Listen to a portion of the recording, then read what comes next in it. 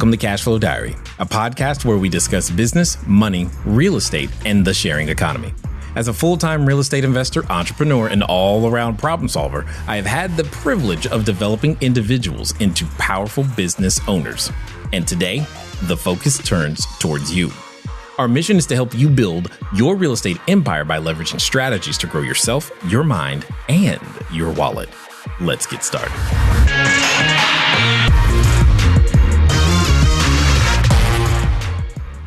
A question about your process on how you select the hotels that you want to acquire.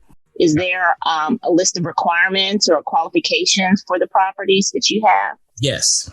And this is going to sound very because if you should not be surprised at what I'm about to say, if that makes sense. All right. What I've decided to do, because again, it's what in my opinion would make sense, is I've hired a person who apparently, because who knew, but what she does is help individuals become hotel owners. Really? Yep. Wow. So remember what I've said this multiple times. You imitate before you innovate. Yes. So yes, nice. The answer to your question is yes, there are requirements. No, I cannot repeat them for you yet. And okay. Why? Because I'm imitating before I innovate. That's why. So as I continue to go through the process, though, I will continue to share information. Absolutely. Oh, this is awesome. Thank you so much. Thank you. That's what I do. What I want to do is that I want to give you guys a measurement, a tool that I like to use as a measuring stick towards, am I making progress or not? And I like objective tools because when they're subjective, our emotions can be fickle and play in the way and say, no, I have been working hard, right? And all of these things. Now, this is not some GAP approved financial tool. It's more of a performance metric for yourself. And I'm going to walk you through it, and I'd like you to do it simultaneously. Some of you who have been around for a while, you have seen this. I just want to make sure, though, that everyone's on the same page. All right, so I'm going to go to the calculator because that's like how I do things. So I'm assuming you can see the calculator. Is that correct? And it's large enough and all that this time? It is for me. All right. Well, if it is for you, then we're good. Well, I did just get new glasses, so.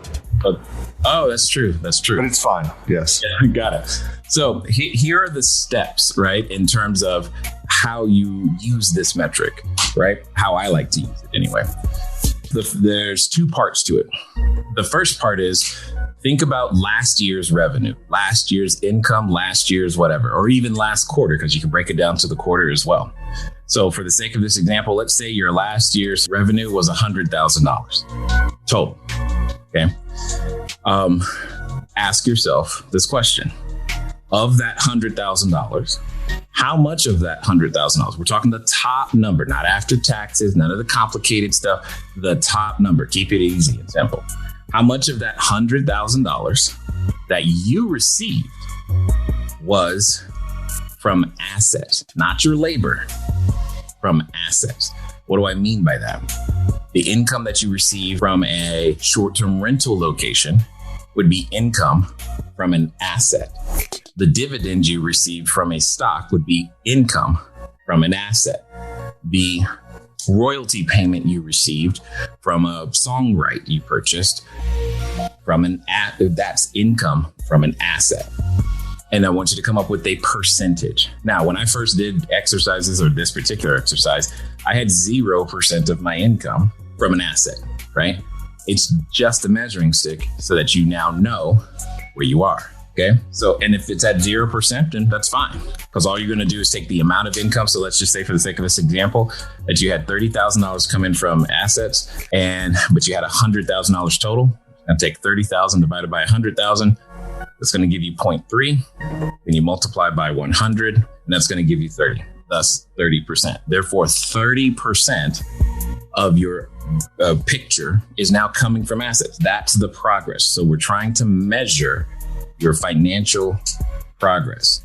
So some might say that this is a measurement of your financial literacy as well, because you can tell how it's changing, because it is just a simple shift of pattern of where your income come from, so that you can put yourself in a completely different situation. All right. So what would be an example of revenue that comes from your labor? Revenue that comes from your labor would be a consulting fee, would be going to an actual job, would be let me think about your life, Sarah, right now. So from what I know, all the income that I know of for you is actually you would be at 100%. Okay, cool. Thank you. Someone paid you like a one-time thing to do something for them. Does that make sense? Mm-hmm. Yeah. So from what I know of your income, you would be at 100%, which is the goal. Okay. Which is a part of the goal, is to make the percentage of your total income picture as much of it as possible, because now that means you've got more freedom for your choices during the day. I'm assuming that's what you've been experiencing to some degree. Yes? Yeah. Exactly. And that's what I'm talking about. So that's what we want. You want to slowly over time shift, but we also have to measure, are we making progress? Okay. Now, so that's it. Any other questions, anyone, on that? Angela? Question? You remembered? No, I'll skip that question. But the question to this, difference between revenue or income, and then someone had mentioned like your profit and loss statement. So like I just started last year, and yes, I had gross revenue, but I also have company debt. Yeah, I'm not talking about that. I'm not trying to measure anything other than the source of your revenue or the source of your income. I'm using those words interchangeably right now. Okay, gotcha. All I'm trying to do is measure the source, because if we can begin to get your source of revenue to come from assets, that is step number one in making this whole thing happen. Because that part of the challenge, kind of like what Darren was saying earlier, is he's tired of his job, and it's because he goes because the source of his revenue or income is his job, where he has to physically go, if that makes sense. Yeah. And I am working to train your brain or retrain your brain to think, build an asset first, then use the income from that asset to go do X, Y, and Z. Does that make sense? Yes, thank you. Go ahead, John. Karen? Yeah, go ahead. Karen? And then Lewis. Hey, Jay, just to clarify further, since we're using profit first and we're putting a portion aside into acquisitions, are we including that acquisitions amount in our number? I assume yes. Okay, so it doesn't matter what we're doing with it. We're just including it all. Yes, right. Correct. This has nothing to do with what you actually do with the dollars. It just has to do with the source of the dollars. That's all we're trying to figure out right now. Okay, thank you. No problem. Next. Question about the chef as well, because I've used a chef in the past. What's an example of a percentage or what you charge the guests, or is it a commission you're getting from the chef? That's probably either to you or Alicia. Well, it could be an affiliate commission. You could just mark up their order. So for example, if you and the chef have prearranged that, hey, this is going to cost $50 to deliver this and you charge the guest $75, there you go. That would be a simple way of doing it.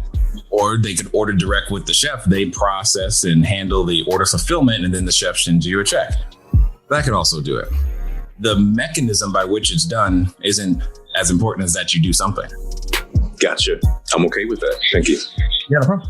I just want you all to be consciously aware of it.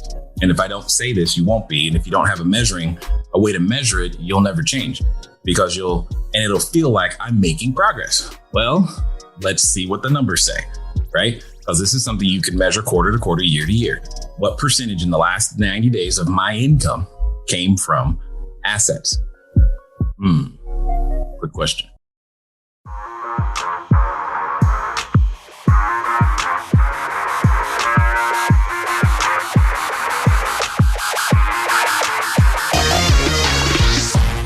Thank you for tuning in to the Cashflow Diary podcast. If you enjoyed this episode and you'd like to help support the podcast, please subscribe, share with a friend, and leave a rating and a review. If you'd like to keep the conversation going, head over to CashFlowDiary.com to sign up for our email list, as well as check out all the links and resources in the show notes. Thank you again. Until next time.